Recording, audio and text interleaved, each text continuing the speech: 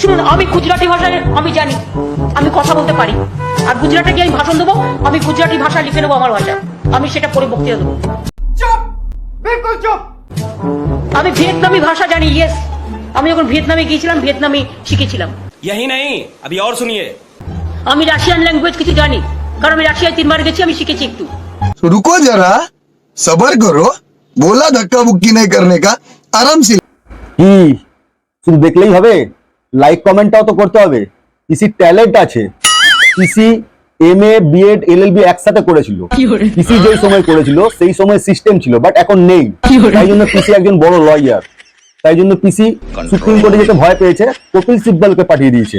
পিসি তো নিজেই দাঁড়াতে পারতো। পিসি আচ্ছা পিসি, তুমি 14টা ভাষা জানো, ঠিক আছে পিসি, আমি তোমাকে একটা ভাষা জিজ্ঞেস করবো, তোমাকে বলতে হবে ভাষাটা। দেখো জানো, পটি করে দিও না, তাহলে পেছনে সাদা শাড়িটা আবার হলুদ হয়ে যাবে।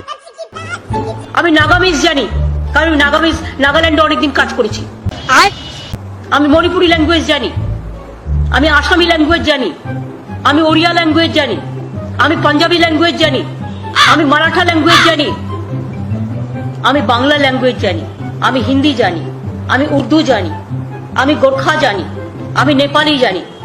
তাই বলে এটা নিয়ে আমি কখনো গর্ব করি না। পিসি এটা কি ভাষা গো?